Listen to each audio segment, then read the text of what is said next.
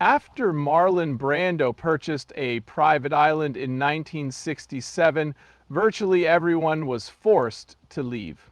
His death led to the discovery of hundreds of tapes in which he confessed to things he had never told anyone else, as well as unexplained shipwrecks in ancient ruins.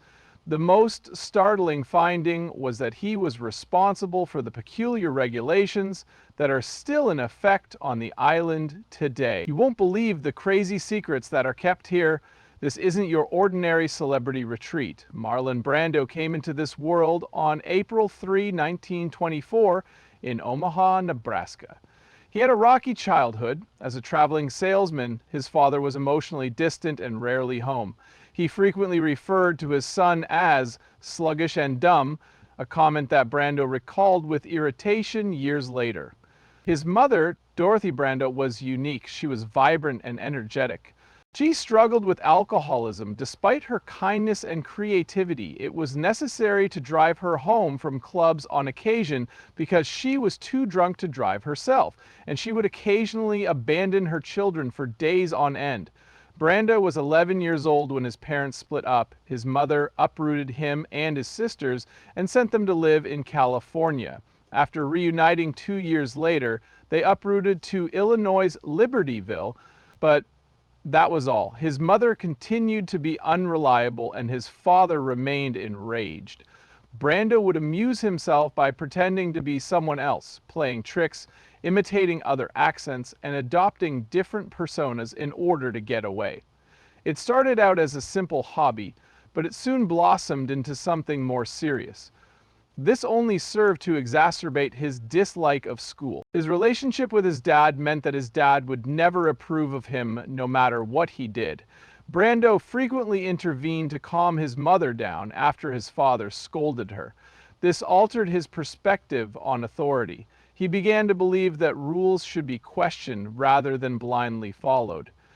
His actions got him expelled from Libertyville High School.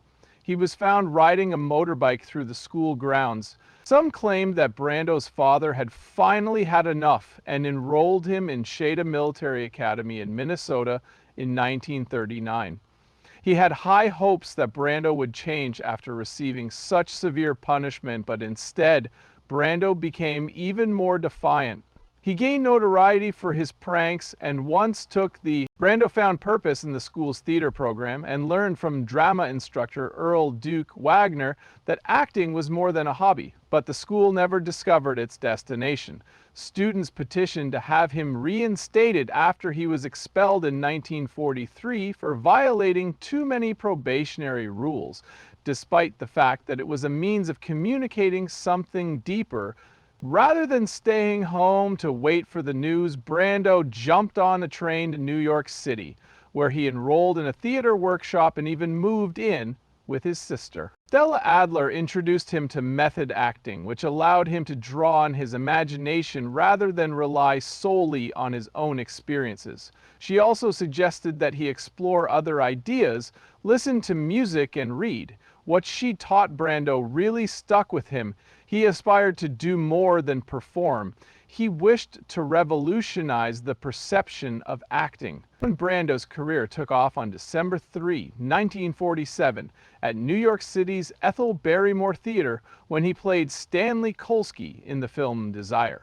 His performance was unparalleled by the audience, despite the fact that he was only 24 years old. Brando elevated the already popular play by Tennessee Williams to legendary status. Williams and director Elliot Kazan saw something remarkable in Brando. Brando added something fresh to the role of Stanley by not merely portraying a thug. The original script called for an older man.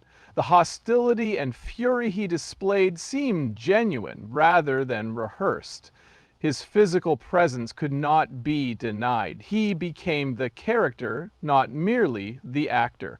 Brando studied real-life boxer Rocky Graciano at a boxing gym, mimicking his movements, speech patterns, and stance to get into character. When Graciano saw a streetcar later on, he was startled. The jerk from the gym began playing Me as soon as the curtain went up. Stella became famous due to Brando's infamous yelling, speaking, and dancing during his spectacular performance. Brando became the production's spokeswoman, but many critics claimed that Jessica Tandy won the Tony for her portrayal of Blanche DuBose. Everyone in Hollywood was watching. Brando made his film debut in Fred Zenon's The Men. He portrayed Ken Willie Chicka, a disabled war veteran adjusting to life after his injury. Instead of merely playing the role, Brando became it, with the goal of comprehending the suffering, frustrations, and mundane challenges faced by wounded service members. He spent weeks confined to a wheelchair studying them. This film was groundbreaking for its time because it focused on wounded soldiers returning from war. People thought his performance was very genuine and moving. Elie Kazan helmed Stanley Kowalski in the 1951 film adaptation of A Streetcar Named Desire. His stage presence was overshadowed by the intensity of his performance on television. Vivi Lee Brando was named Best Actress among 12 nominees for the Academy Award, which she went on to win 4 times. Brando received his first ever Best Actor nomination, which he ultimately lost. Hollywood had never seen an actor like him. Viva Zapata, released in 1952, was his subsequent hit. His performance in Emilia No Zapata, the Mexican rebel, garnered him yet another Oscar nomination. He read up on the locals of Zapata's hometown, their dialect, and their culture to get himself ready. Mark Antony was his role in. His 1953 performance of Julius Caesar and Shakespeare dispelled many concerns regarding his competency with conventional dialogue. The following year, 1954, saw the release of On the Waterfront, widely considered to be among the finest films ever made pertaining to Antony.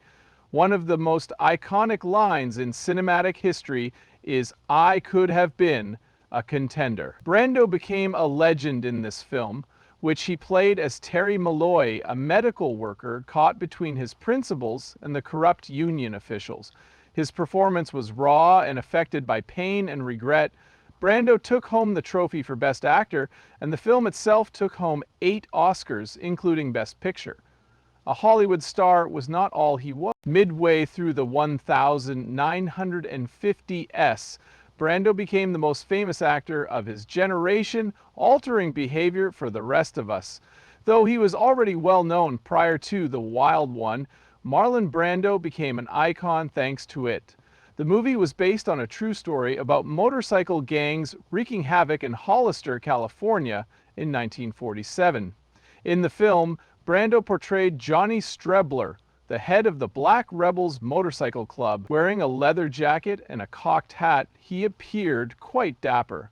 The authenticity of his performance was palpable. What is it that you're fighting against? During the film, a female character inquired, "And what do you have?" And he said, "It became a generation's voice." The film was banned in Britain until 1968 due to government concerns that it promoted adolescent rebellion. The increase in teen crime was even attributed to it by sociologists. Even outside of film, Brando had an impact. James Dean's character and Elvis Presley's leather-clad appearance in Rebel Without a Cause were both heavily influenced by him. The movie also had an impact on biker culture, with Brando's Thunderbird motorcycle becoming a symbol of independence. Brando redefined the ideal rebel by doing more than just playing one. He, however, was never content to play just one part. He stunned audiences in 1955 as Frank Sinatra's long-landing gambling character Sky Masterson in the musical Guys and Dolls. Unexpected as it was, Brando's singing was absolutely superb. His rendition of Luck Be a Lady is elegant despite its imperfections. It demonstrated that he was more than simply dramatic and unstable. He was also a comic with the ability to be both hilarious and insane. 2 years down the road, he portrayed a completely different character in Shannara, a Korean War romance involving a Japanese dancer and an American Air Force commander. Even in the 1950s, Hollywood viewed romances with disdain. Brando kept going.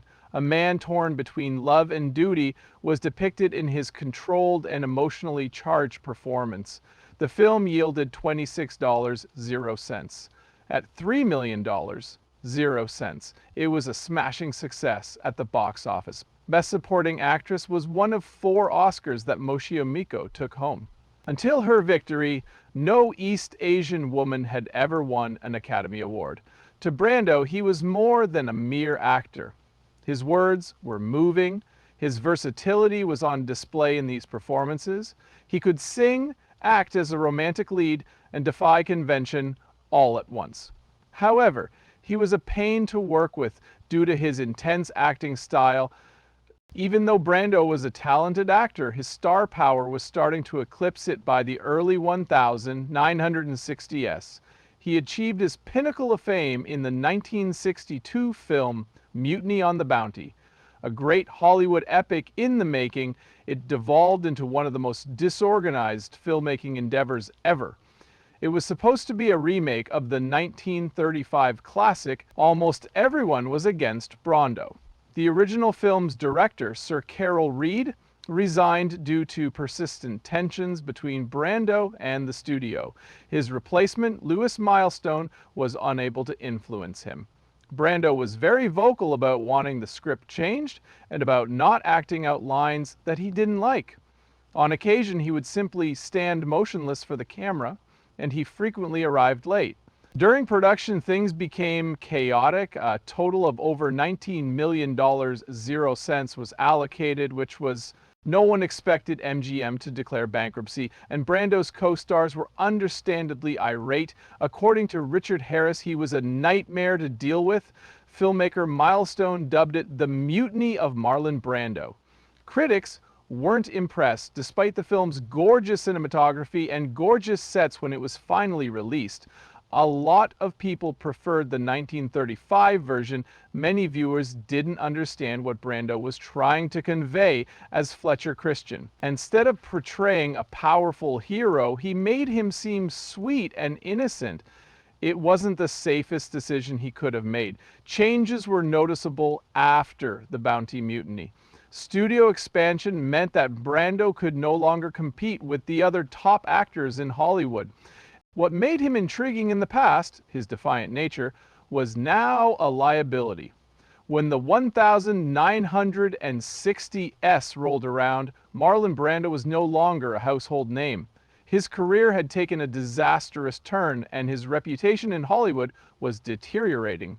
Even though he only made $4,300,000, 0 cents, at the box office, $6 million, 0 cents more than expected, in 1961 with the film Oni Jax, which was the beginning of it. He directed and starred in it. When Paramount Pictures finally took control of cutting, Brando became irate. In 2018, the film was inducted into the National Film Registry after it gained fame. However, Brando failed miserably.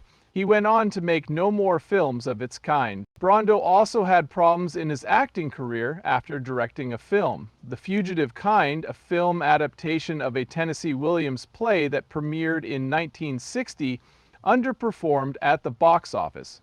Even though none of his other films were huge successes, he did well with The Ugly American, 1963, Bedtime Story, 1965, and The Appaloosa, 1966, his career was unaffected by the 1967 work Reflections in a Golden Eye, despite its merit. It was clear that Brando had lost interest in Hollywood during his 3-year hiatus from acting, which he did entirely in 1968. His involvement in civil rights activism grew during this period. Involved in the Black Panthers and Martin Luther King Jr. were backed by the 1963 March on Washington. After leaving Hollywood, Brando was still well respected. In the early 1970s, he had a second chance at stardom with The Godfather, but landing the role was no picnic. He was passed over by Paramount Pictures due to their concerns about his reliability and safety. Casting Brando as Don Vito Corleone was a strong recommendation from Francis Ford Coppola, the film's director. After Brando took a screen test, accepted a reduced salary, and pledged collateral to protect the studio from any negative behavior, they finally agreed. The screen test that Brando did became famous. When he darkened his hair, put cotton balls in his cheeks, and changed his voice, the executives were taken aback. After filming started, Brando went about his business in his own special way. He read the cue cards scattered around the set instead of trying to commit lines to memory.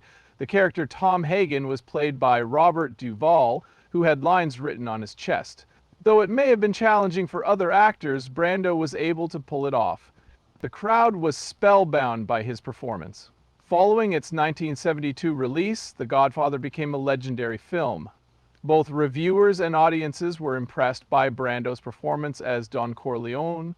The Best Actor Oscar went to Brando in 1973, but he decided to go about it in a different way. Brando skipped the event and had Suchin Littlefeather decline the award on his behalf so he wouldn't have to. Many in the audience were taken aback, with some applauding the sudden stop of John Wayne's alleged violent assault on Littlefeather backstage, and others expressing their approval.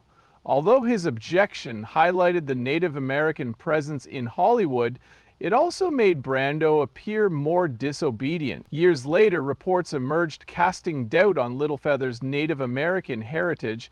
However, Brando's stance remains regarded as a legendary moment in Oscar annals.